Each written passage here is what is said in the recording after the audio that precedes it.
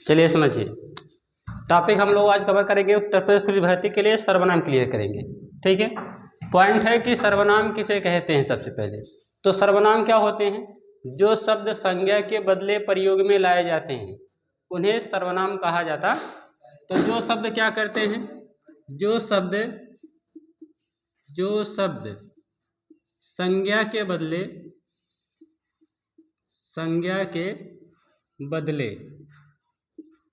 प्रयोग में लाए जाते हैं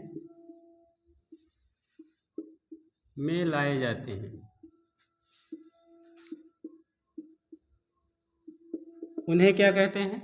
उन्हें सर्वनाम कहते हैं। संज्ञा के स्थान पर जिन शब्दों का प्रयोग किया जाता है उन्हें सर्वनाम कहा जाता है। ठीक है, जैसे ध्यान देंगे, वह, यह, मैं, आप, ये सब क्या हैं? सर्वनाम। ठीक है, जैसे कह रहा वह, यह, मैं, आप, ये सब क्या होते हैं? संज्ञा के बदले प्रयोग में लाए जाते हैं।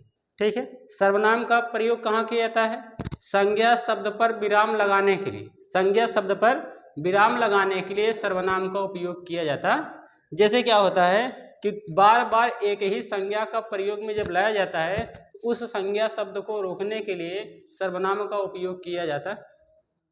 ठीक है, अगला प्रश्न है, सर्वनाम की संख्या कितनी होती है? सबसे महत्वपूर्ण प्रश्न है, कई बार कंपटीशन एग्जाम में आया हुआ प्रश्न है। प्रश्न दिया गया है, हिंदी में सर्वनाम की संख्या कितनी है? तो हम बोलेंगे हिंदी में सर्वनाम की संख्या, कितनी है? सर्वनाम की संख्या 11 है। ये मोस्ट इंपॉर्टेंट प्रश्न है, इसको आप लोग याद रखेंगे। ठीक है, अगर प्रश्न आ गया कि हिंदी में सर्वनाम की संख्या कितनी है तो आप बोलेंगे हिंदी में सर्वनाम की संख्या कितनी है? 11 है। ये बहुत महत्वपूर्ण प्रश्न है कंपटीशन एग्जाम की दृष्टि से और उत्तर प्रदेश पुलिस भर्ती एग्जाम की दृष्टि से बहुत ही ज़्यादा महत्वपूर्ण है। ये क्वेश्चन यूपीएसआई में 4 बार पूछा गया था। पिछली बार एग्जाम हुआ था, ये क्वेश्चन यूपीएसआई में 4 बार पूछा गया था। तो ऐसे देखिए, आगे हम लोग ध्यान देंगे संज्ञा के कितने भेद होते हैं। ठीक है, सर्वनाम की संख्या तो 11 हो गई। हिंदी में सर्वनाम के भेद, तो सर्वनाम के कितने भेद हैं? सर्वनाम के 6 भेद हैं। हिंदी में सर्वनाम के 6 भेद होते। कौन कौन से सर्वनाम होते हैं? सबसे पहला होता है पुरुषवाचक सर्वनाम। पुरुषवाचक सर्वनाम।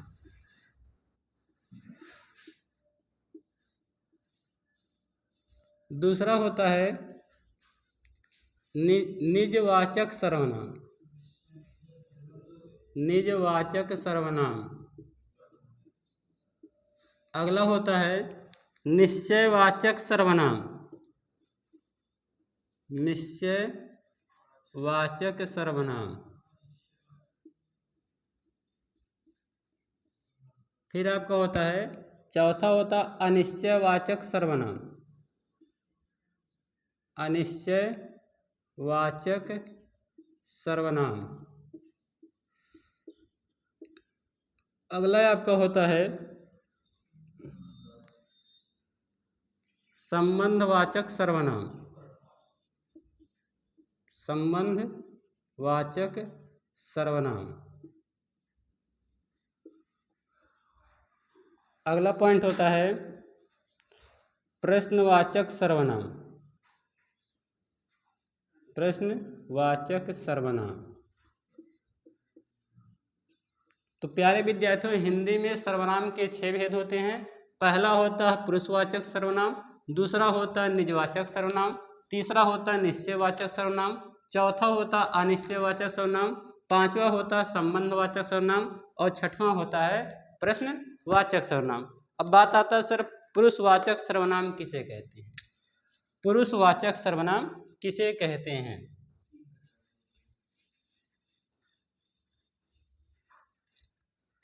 पुरुषवाचक सर्वनाम। पुरुषवाचक सर्वनाम।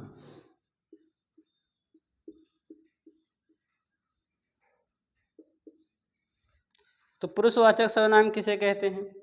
पुरुषों के बदले, किसके बदले भैया? पुरुषों के बदले प्रयुक्त होने वाले शब्दों को पुरुषवाचक सर्वनाम कहा जाता। किसके बदले? पुरुषों के बदले। पुरुषों के बदले प्रयुक्त होने वाले शब्दों को क्या कहा जाता है? पुरुषवाचक सर्वनाम कहा जाता है। पुरुषों के बदले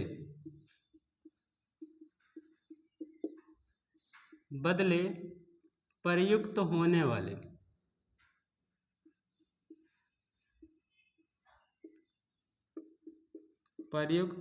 वाले शब्दों को, ठीक है, पुरुषों के बदले प्रयुक्त होने वाले शब्दों को क्या बोलते हैं? पुरुषवाचक सर्वनाम कहते हैं। जैसे कह रहे हैं मैं, क्या कह रहे हैं? मैं, हम, ठीक है, और क्या होता है? आप, तुम, ठीक है, तू, ठीक है, इनका भी प्रयोग किया जाता है। ठीक है, इसके बाद कह रहे हैं यह, वह, ठीक है, तो ये सब क्या होते हैं? ए, वे, कौन, ये सब क्या होते हैं? तो यहाँ पे आपको हो जाएगा पुरुषवाचक सर्वनाम के 3 भेद होते हैं। पुरुषवाचक सर्वनाम के कितने भेद होते हैं? 3 भेद। पहला आपका क्या होता है? उत्तम पुरुष। क्या होता है? उत्तम पुरुष होता है। पुरुष के 3 भेद हैं। कितने भेद हैं? 3 भेद। पहला होता उत्तम पुरुष, दूसरा होता है मध्यम पुरुष, और तीसरा क्या होता है? अन्य पुरुष। मध्यम पुरुष होता, अगला होता है अन्य पुरुष, ये इसको कहा जाता है प्रथम पुरुष। ठीक है, अब बात समझिए। उत्तम मतलब क्या होता है? जहाँ पे मैं और हम शब्द आते हैं उनको हम क्या बोलते हैं? उत्तम पुरुष। मतलब इसका क्या होता है? वक्ता को, किसको? वक्ता को। वक्ता जो होता है, जो बात करता है, उसे कहा जाता है उत्तम पुरुष कहा जाता है। ठीक है, जो वक्ता होता है, वक्ता को उत्तम पुरुष कहा जाता है। सुनने वाले को, मतलब श्रोता को, किसको? श्रोता को। श्रोता को क्या कहा जाता है? श्रोता को मध्यम पुरुष कहा जाता है। और जिसके बारे में बात किया जाता है उसे क्या कहा जाता है? अन्य पुरुष या प्रथम पुरुष कहा जाता है। तो हमने क्या बताया? क्या होता है? जो वक्ता होता है, जो कथन को कहने वाला होता है, उसको कहा जाता है उत्तम पुरुष। और उत्तम पुरुष के लिए मैं और हम शब्द का प्रयोग किया जाता है। ठीक है, दूसरा कौन था? अगर भाई मैं किसी से बात कर रहा हूं तो एक व्यक्ति उसको सुनने वाला भी होगा। ठीक है, जो सुनने वाला व्यक्ति है, जो श्रोता है, उसको कहा जाता है मध्यम पुरुष। क्या कहता है? मध्यम पुरुष। और हम जिसके बारे में बात करते हैं उसे क्या कहते हैं? अन्य पुरुष या प्रथम पुरुष कहा जाता। इसके बाद हम लोग ध्यान देंगे, जो पेपर में सबसे ज्यादा प्रश्न पूछा जाता है, सबसे ज्यादा प्रश्न जो पूछा जाता है वो निजवाचक सर्वनाम पूछा जाता है। पेपर में अभी तक सर्वनाम से आने वाला जो सबसे ज्यादा क्वेश्चन है वो कौन है? निजवाचक सर्वनाम। निजवाचक सर्वनाम।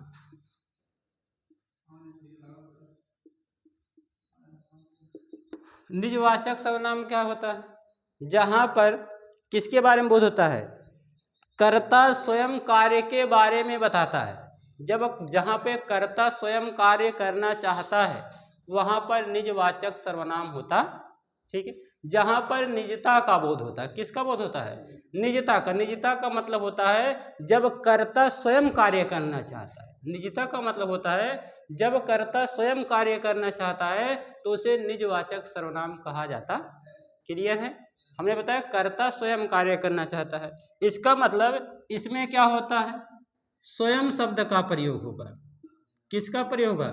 स्वयं शब्द, अपने आप का प्रयोग होगा। ठीक है, स्वतः शब्द का प्रयोग होगा। किसका प्रयोग होगा? स्वतः शब्द का।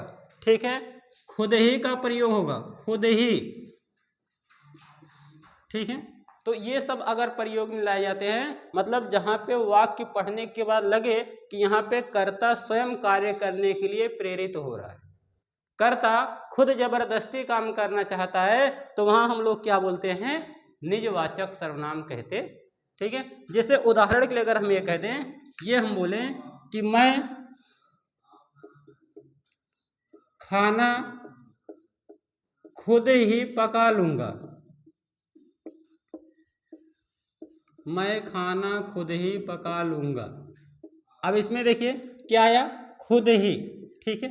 अगर पंक्ति में खुद ही आया मतलब करता करा रहने दो, मुझे किसी की जरूरत नहीं है, मैं खाना को अपने आप बना लूंगा, ठीक है। जैसे कह रहा है मैं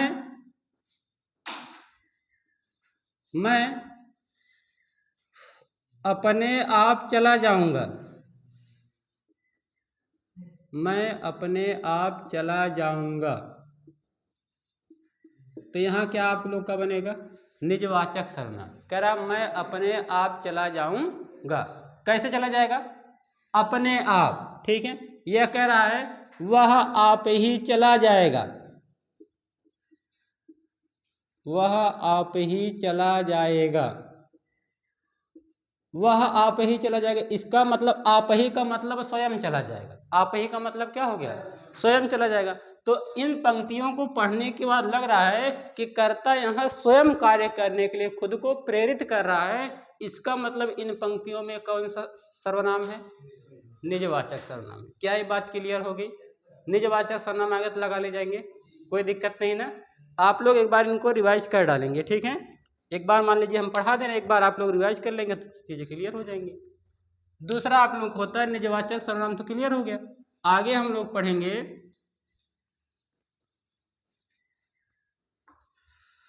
निश्चयवाचक सर्वनाम।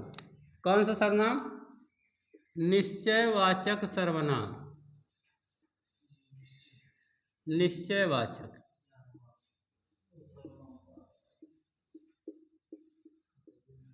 ठीक है, क्या होता है निश्चयवाचक सर्वनाम, इसी को संकेतवाचक सर्वनाम कहा जाता है।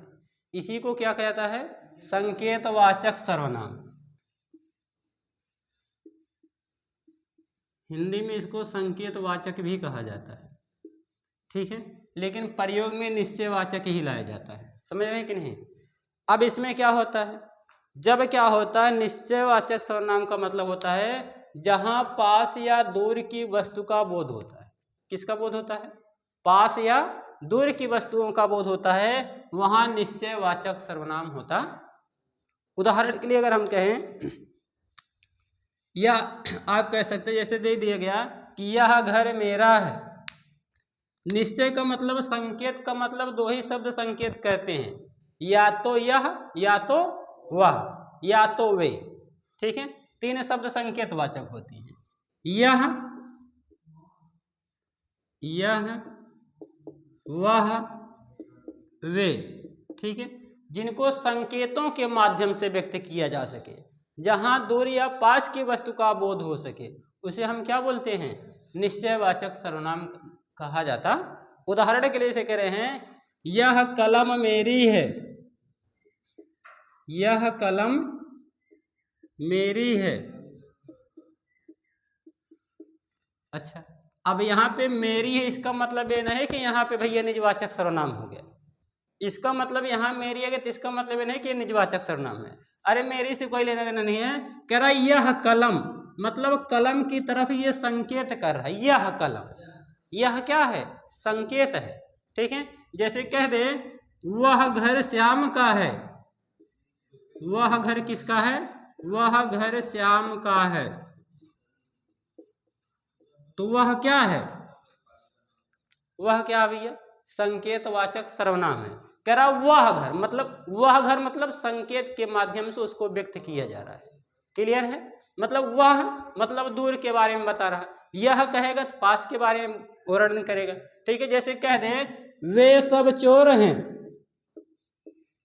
वे सब चोर हैं, तो वे क्या कर रहा है, इशारा कर रहा है कि नहीं, वे क्या करेगा, इशारा करेगा, संकेत करेगा। जब संकेत के माध्यम से व्यक्त किया जाएगा तो उसको क्या कहा जाएगा, क्या कहा जाता है, निश्चयवाचक सर्वनाम कहा जाता है। क्या कहा जाता है, क्या निश्चयवाचक सर्वनाम आ गया सुनिए, कोई दिक्कत नहीं ना। आगे हम लोग ध्यान देंगे अनिश्चयवाचक सर्वनाम।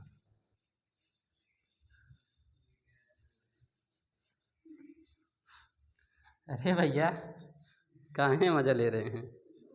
ठीक है, आगे दिया गया अनिश्चयवाचक सर्वनाम। अनिश्चयवाचक सर्वनाम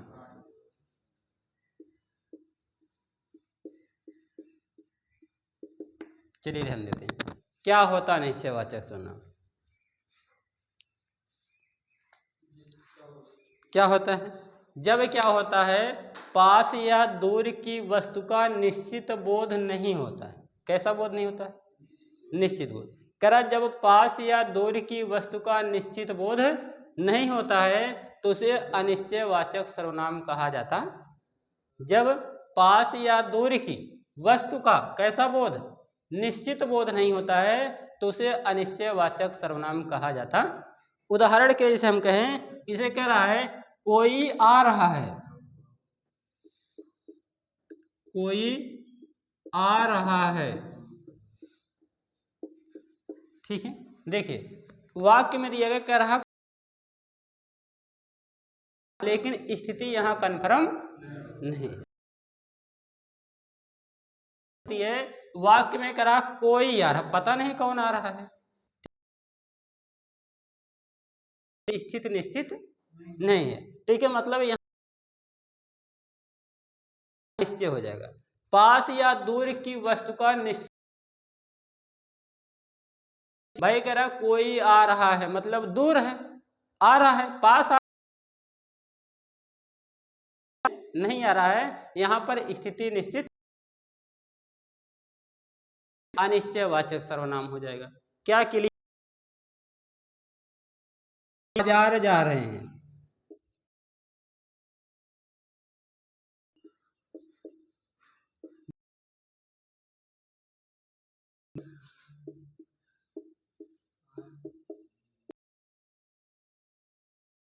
स्थिति निश्चित है। करें कुछ लोग, 4 लोग हैं कि 10 लोग हैं, केवल कथन में ये कह रहा है कि कुछ लोग निश्चित नहीं है। ठीक है, तो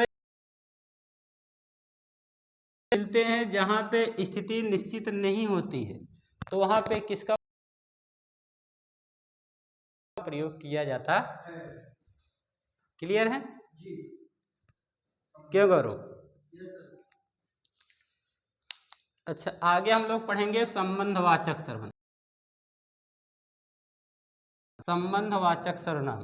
प्यारे विद्यार्थियों, अगर आप हमको हमारे फेसबुक पर देख रहे हैं तो हमारे फेसबुक पेज को फॉलो कीजिए, और यूट्यूब के माध्यम से देख रहे हैं तो यूट्यूब को हमारे प्लीज़ इस वीडियो को शेयर कीजिए। अगर हमारी वीडियो पसंद आती है तो वीडियो को लाइक जरूर कीजिए, चैनल पर नए हैं चैनल को सब्सक्राइब जरूर कीजिए। आगे ध्यान देते हैं, कह रहे हैं संबंधवाचक सर्वनाम। संबंधवाचक सर्वनाम क्या होता है भैया? संबंधवाचक सर्वनाम जो क्या कहते हैं, दो सर्वनामों के बीच संबंध स्थापित कराते हैं, उन्हें संबंधवाचक सर्वनाम कहा जाता।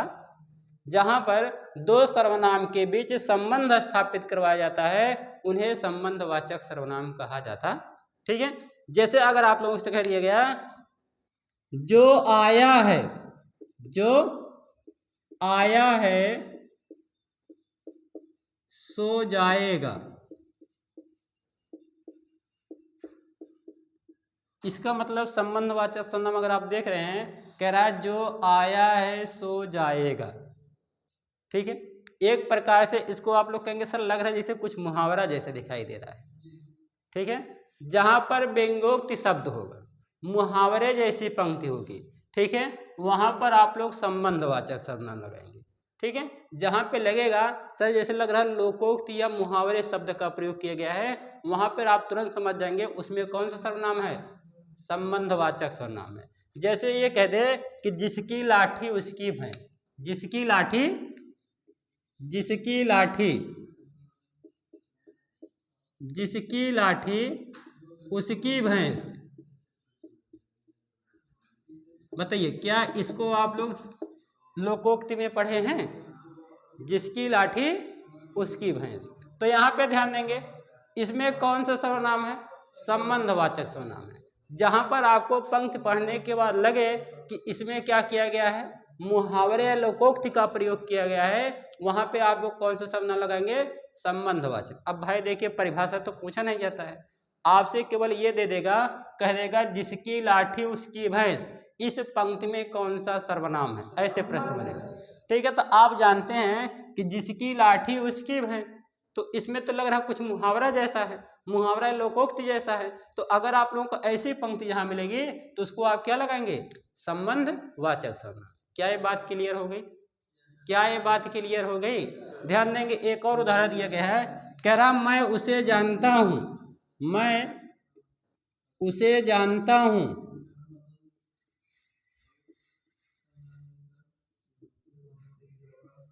जो बहुत बड़ा चोर है।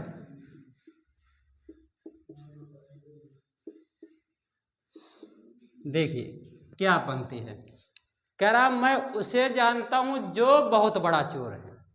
ठीक है, संबंध यहाँ पे जो क्या कर रहा है, दो शब्दों को जोड़, दो वाक्यों को जोड़ने का काम कर रहा है, दो सर्वनाम को जोड़ने का काम कर रहा है। जहां पर दो सर्वनाम के जोड़ने की बात आएगी वहां पे हम लोग कौन सा सर्वनाम लगाएंगे?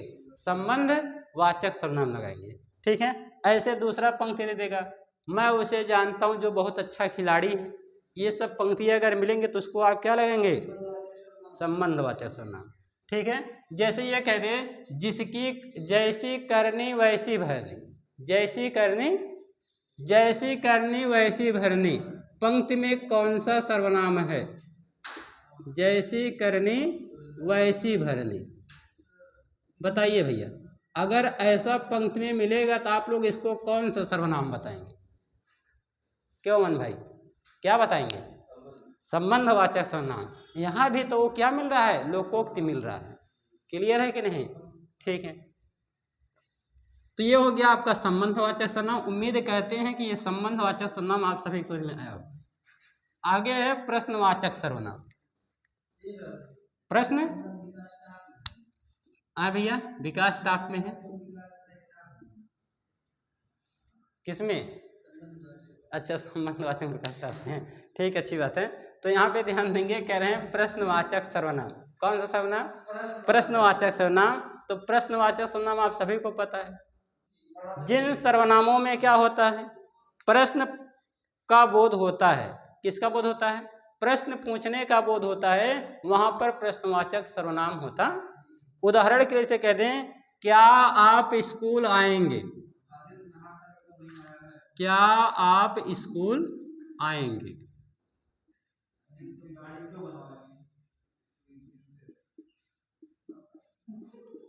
कहने का मतलब जहां पर प्रश्नवाचक शब्दों का प्रयोग होता है वहां प्रश्नवाचक सर्वनाम होता है। क्लियर है? तो प्यारे विद्यार्थियों, आज की सर्वनाम की टॉपिक बस इतना ही थे। सर्वनाम में एक टॉपिक आपका क्लियर हो गया है। हम लोग कल की वीडियो में देखेंगे विशेषण के बारे में, विशेषण के बाद हम लोग देखेंगे और नए टॉपिक के बारे में। तो हमारे चैनल के माध्यम से आप सभी लोग जुड़े रहें, ज़्यादा से ज़्यादा लोगों को जोड़ने का प्रयास करिए। हम 20 दिन में हिंदी का पूरा टॉपिक क्लियर कराने के लिए तैयार हैं। आप सभी लोग हमारे साथ जुड़ जाइए हिंदी की पूरी टॉपिक पढ़ने के लिए, उत्तर प्रदेश पुलिस भर्ती एग्जाम के लिए, आरओ एआरओ समीक्षा अधिकारी की तैयारी करने के लिए। हिंदी की जितने भी क्लासें होती हैं सब हमारे फेसबुक आईडी सौरभ निषाद पर या हमारे YouTube channel basic math YouTube channel पर प्रदान की जाती हैं। ये क्लासें आपको शाम को 5 बजे यूट्यूब पर मिलेंगे। साथियों, मिलते हैं अपने अगली क्लास में। Thank you. जय हिंद साथियों।